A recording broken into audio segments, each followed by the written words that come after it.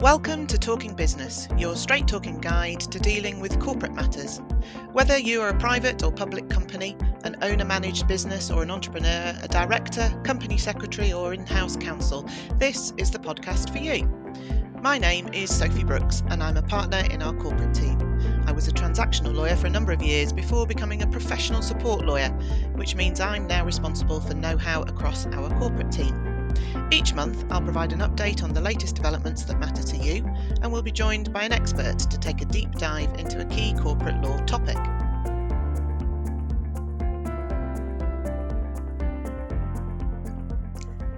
Hi everyone! This month, I've got a couple of cases for you, both actually involving claims for breach of warranty. And then I thought we'd take a look at some of the stats that have come out in the latest report into the application of the national security regime and the impact that that's having on transactions. So first up, then, the warranty claims. So in the first case, the High Court held that a buyer's notice of claim for breach of warranty was invalid because it didn't include reasonable details of the loss claimed by the buyer or how that loss had been calculated. So this is one of several cases that we've seen in recent years, and in fact that I've talked about on the podcast, where warranty claims have failed because the claim notice hasn't complied with the particular content or service requirements that have been set out in the relevant agreement. So just to have a quick recap, when a buyer acquires a business or a company, the seller will give a series of warranties or promises, if you like, about the state of that business or company. So, for example, that the company isn't involved in any litigation. Then, if one of those warranties subsequently turns out to be untrue, so actually the target is involved in a piece of litigation, then the buyer might be able to bring a claim against the seller to recover any loss that it suffered as a result of that breach of warranty. But the seller will commonly negotiate some contractual limitations on its liability under those warranties. And those limitations will usually include a requirement for the buyer to notify the seller of any potential claims within a specified period, and then also for that particular notification to include reasonable details of the claim and how it's been calculated. So compliance with those claim notification provisions, whatever they say in the particular agreement, is essential for a buyer, because if they fail to satisfy those requirements, they don't meet those particular requirements, then that could potentially result in the seller not having any liability in respect of the particular claim, even if actually the buyer's underlying claim for breach of that warranty is valid. It's just that the buyer's claim falls down, if you like, almost on a technicality because it doesn't get its notice right. So the exact information that the buyer is going to have to include in its notice of claim will depend on the specific provisions of each contract. But notwithstanding that, the courts have considered lots of warranty claim notices in recent years, and they have issued some helpful guidance, particularly for buyers to pay attention to when they need to think about how to comply with those requirements. So this current case that I thought I'd mention, it's called Drax Smart Generation and Scottish Power. And in the case, Drax had acquired a target company from Scottish Power under a share purchase agreement. And then Drax subsequently brought a claim against Scottish Power for breach of a warranty in that agreement. So in terms of the notice requirement for the warranty claim, the agreement said that that had to state in reasonable detail the nature of the claim and the amount claimed, detailing the buyer's calculation of the loss alleged to have been suffered. So compliance with that notification clause is a condition of Scottish Power's, the seller's, liability for any claim under the warranties. So the dispute between the parties here related to whether Drax's notice of claim met the requirements in the agreement. So the notice had included the required calculation of Drax's loss, but that calculation had been based on an estimate of the losses that the target was expected to suffer due to the warranty breach and for which Drax would ultimately be liable. So it's looking at the target's loss in the original notice.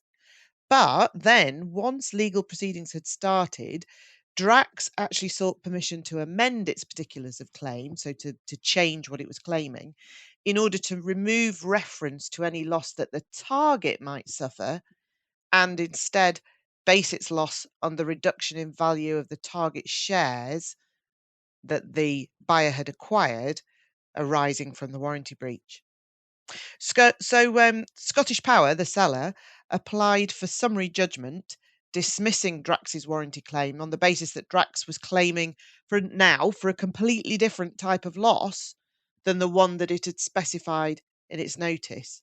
And as such, it had failed to comply with the notice requirements in the agreement, and therefore the notice was invalid. So when it came before the court agreed with Scottish Power, holding that the buyer's notice did not comply with the agreement and was void. So the court said that when you're thinking about the notification clause, then part of its purpose really was certainty for the party receiving the notice, so the seller. And it said that a reasonable recipient of Drax's claim notice would have understood that the loss being claimed was loss which the target would suffer and for which Drax was liable. They would not have understood that Drax was, in fact, claiming for loss that it had already suffered due to reduction in the value of the shares in the target. So, as a result of that, that all meant that the claim notice had not given reasonable detail of the loss claimed and how that loss had been calculated, and therefore it was invalid. So, as I say, this is really yet another example of a court taking a very strict approach to the interpretation of a warranty claim notice and declaring that the buyer's notice to be invalid and of no effect.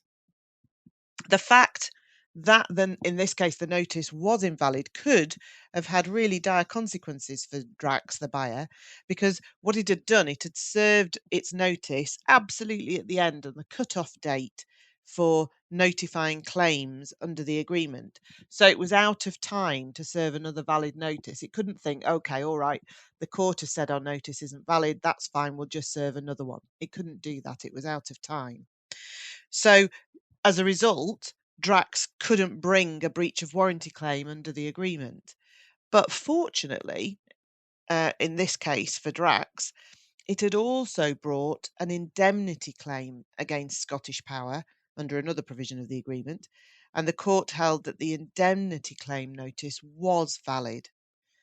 So other buyers obviously might not be quite as fortunate and might find themselves without any remedy for breach of warranty, like due to what, like I say, is really you could view as a rather technical breach of the agreement.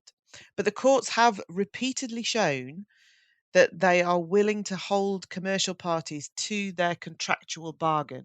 So if you've agreed in your agreement something in relation to what has to go in the notice, the court is going to hold you to that, even if that could result in a particularly harsh outcome for one of the parties. So in particular, if you're a buyer, then I think you'd be well advised to heed this lesson really and take the time to ensure that when you notify a warranty claim, you comply with all those relevant contractual requirements. And in particular, you need to think about what a reasonable recipient of the notice is likely to understand from it, whether that be in relation to the nature of the claim or the way in which the alleged loss has been calculated. So, a good lesson for buyers there. So, the next warranty claim case was a bit unusual because it actually involved the buyer claiming not against the seller, but against an insurer.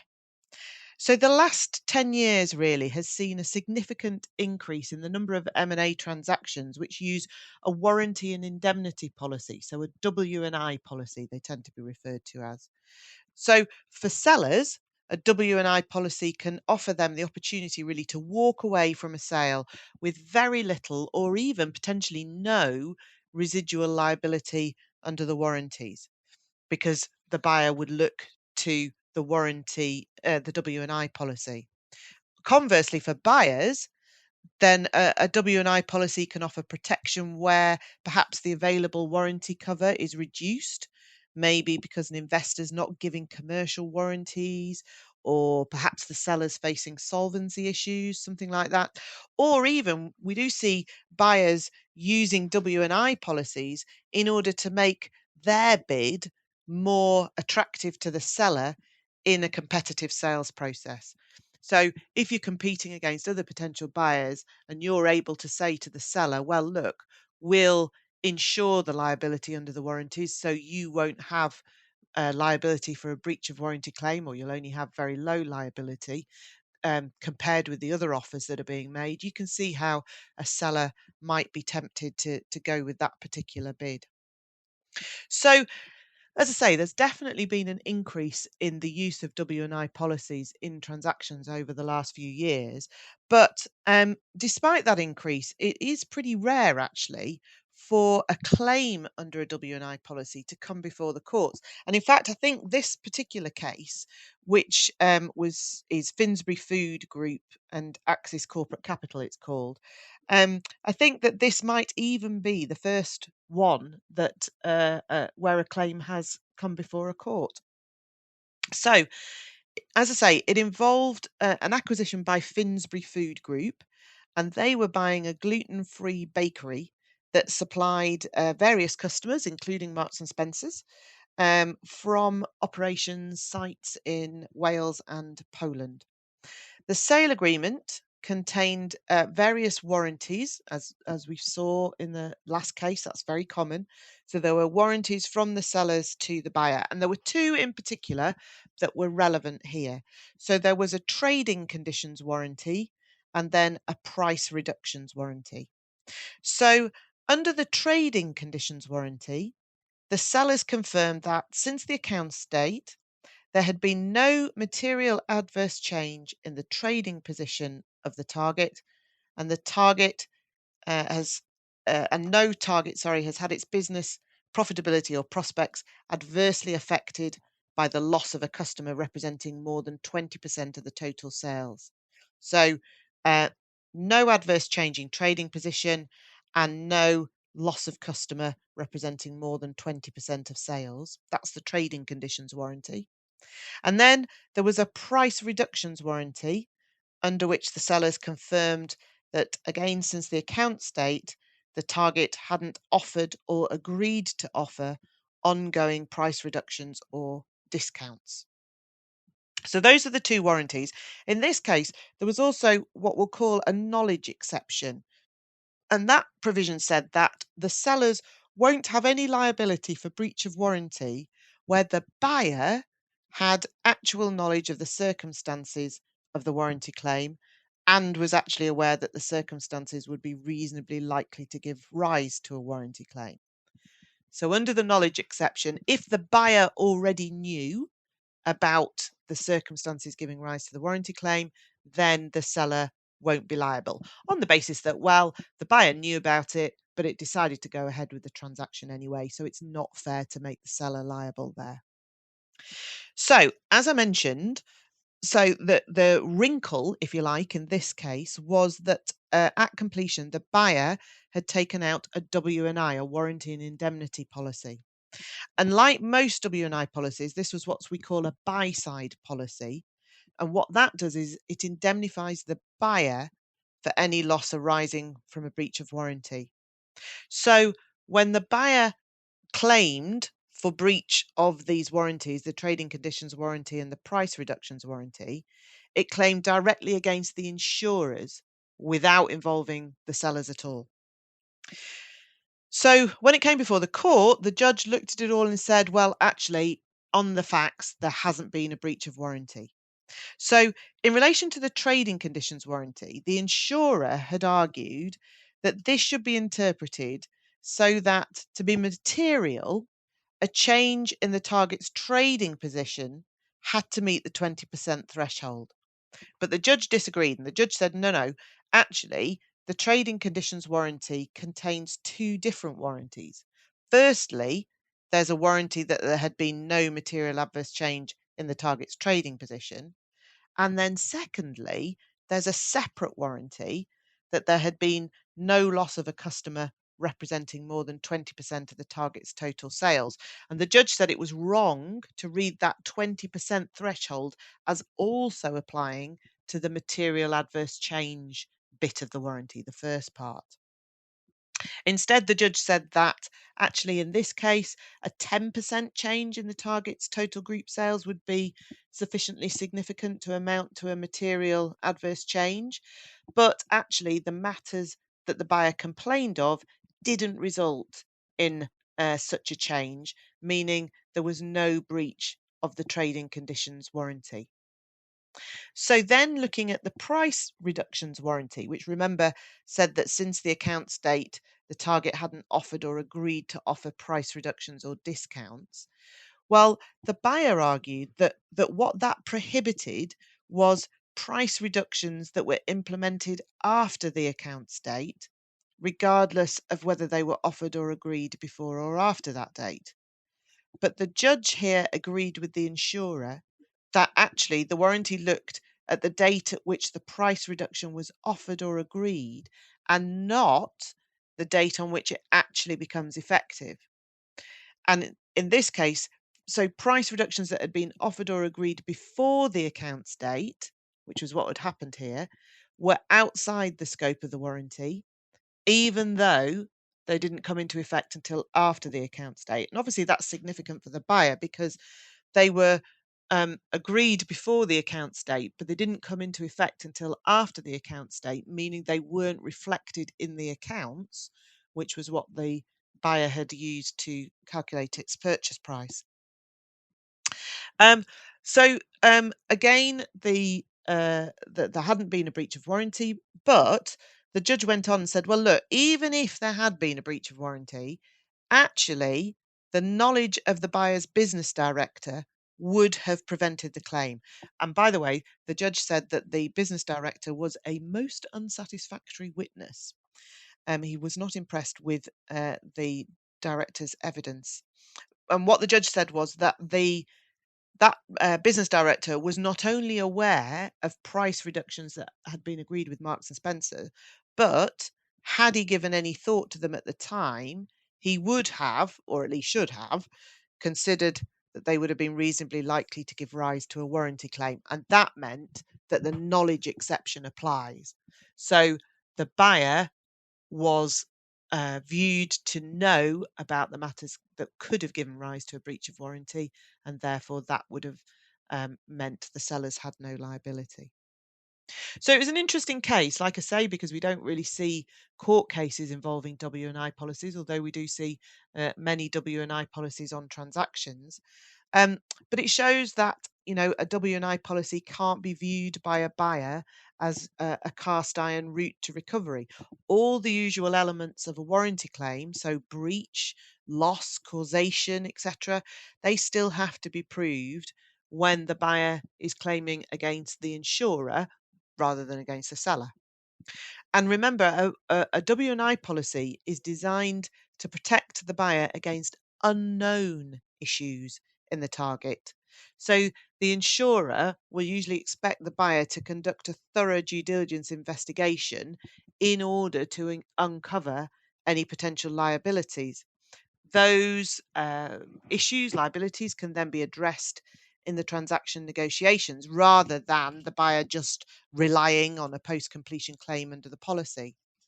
Um, in this case, the buyer had, in fact, deliberately taken what was called a very light touch approach to due diligence. And the judge said that the sale agreement was not intended to be a panacea to resolve any unforeseen consequences of that approach. So I think the buyer's chickens slightly came home to roost there. Okay, then finally, I thought we could just take a look at the report published by the Cabinet Office into the operation of the National Security and Investment Act 2021, and how that's been operating over the last 12 months. So, again, I've talked about this on the pod before, but just as a bit of a recap, this act came into force in January 2022, and it was aimed at preventing state and non-state actors who may wish to do harm to the UK from acquiring parts of the UK economy. And it did that via a three-pronged approach. So there is a mandatory notification regime for some transactions in certain specified sectors. So basically, those sectors that are considered to be the most significant in terms of risk to national security.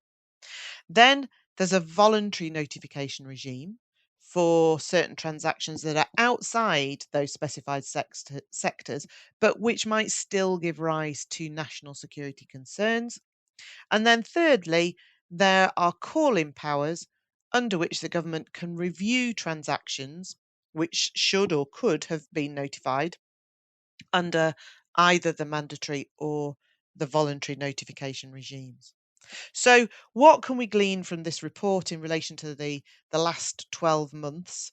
Um, well, there were a total of 866 notifications during the year, and of them, 671 were mandatory notifications, and then 180 were voluntary.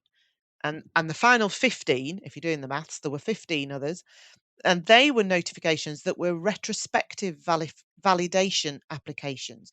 So they were basically made in respect of transactions that should have been notified under the mandatory notification regime, but they hadn't been notified. And if your transaction falls within the mandatory notification regime, but you don't notify and you go ahead and complete without clearance, then actually your transaction is void. So what the Act does is it gives you this ability to apply for a retrospective validation in order to, if you like, unvoid that transaction. So that overall level of notifications, remember we had 866 in total, is well below the range that was originally anticipated by the Investment Security Unit, the ISU. They thought that there would perhaps be somewhere between 1,000 and 1,800 notifications a year. So maybe that suggests that actually the regime is having a less significant impact than anticipated. Or perhaps, as the number of retrospective validation applications might suggest, actually, there are still lots of buyers and advisors who are unaware of the regime's reach. And maybe that's why the level of notifications is below that which was anticipated. The number of voluntary notifications, so remember, of the 866, 180 of them were voluntary notifications. So that perhaps suggests that lots of buyers or investors are taking a bit of a cautious approach, notifying transactions that are outside the mandatory regime in order to avoid the risk of a post-completion call-in. So I mentioned that the mandatory notification is required and operates in 17 specified sectors. So when you look at those different sectors, some of them are very narrowly drawn. So one of the sectors is transport. So when you just see the word transport, you think, well, that could be quite wide. It could cover a whole variety of things. But actually, if you look at the exact wording of the sector, it actually only catches ports, harbours and airports that exceed certain thresholds. So some are perhaps narrower than their name suggests, but then others are sort of deliberately wide. And a key one here is the defence sector.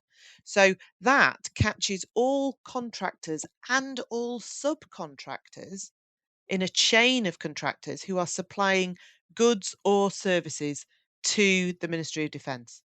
And there's guidance from the government on this, and that guidance, it says even businesses providing catering or cleaning services at MOD facilities will be within scope of the regime. And really, if you think about it, that's because that um, those contracts give those contractors potential access to very sensitive sites. So, because of all of that, it's perhaps unsurprising that the sector with the highest number of notifications was indeed the defence sector, which accounted for 47%, so nearly half of all the mandatory notifications that were made. Other sectors that received a high number of notifications were critical suppliers to the government, data infrastructure, military and dual use, and artificial intelligence.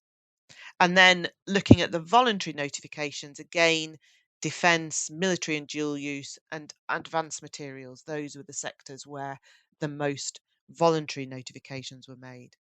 But then looking at call-in notices, so that's where you remember you've notified a transaction and then it's called in for a full review. Again, it's military and dual use, defence and advanced materials. Those are the sectors that are accounting for the majority of the call-in notices issued after a notification has been made. So of the transactions notified, remember we had 866 transactions notified. So just 65 of them, so 7.5%-ish, were called in for review. And then a final order was made in just 15 of those cases, with 5 transactions being blocked and conditions imposed on the remaining 10. So again, the number of interventions is below that was anticipated in the original impact assessment for the Act. That thought there would be between 70 and 95, but actually there were just 65. So again, could suggest that the Act is having a less significant impact than expected, but actually it might just be a factor of the overall number of notifications being less than anticipated. If we've got fewer notifications being made, then I guess it's likely that a fewer number of call-ins will be made as well. So just looking at the type of transaction which is attracting more in-depth scrutiny, then the report suggests that it is transactions with Chinese investment that are being particularly looked at. So the majority of notifications, 58% actually, involve transactions where the associated investment originated in the UK. But if you then look at which of those notified transactions were called in for review, 42% of all the call-in notices related to investments originating in China. And China, in fact, also topped the table for prohibited transactions by associated origin of investment. And then finally, just thinking about sort of impact on timetables. So the ISU has a period of 30 working days after being accepted, after a notification is accepted, sorry, within which it has to be either cleared or called in. And the average times were just marginally shorter, 28 days for 28 working days for mandatory notifications, 27 working days for voluntary ones. So, although the overall level of notifications remains below that was originally predicted, I think it's clear that the regime is affecting UK transactions. We're certainly seeing that in practice.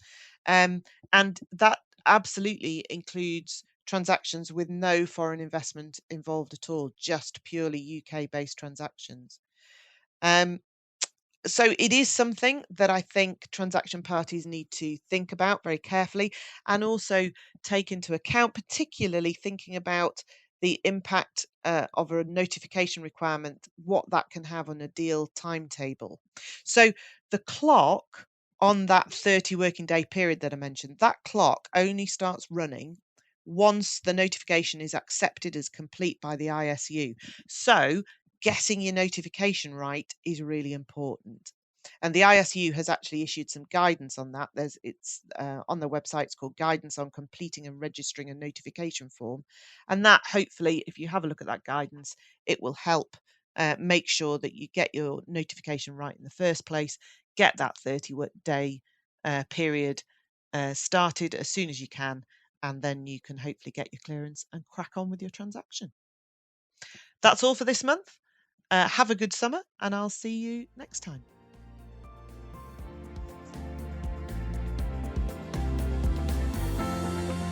Thank you for listening to Talking Business. To find out more about the series, please visit gatelyplc.com/talkingbusiness. From there, you can subscribe for all updates, meet our speakers, and get more information on all of the topics being discussed.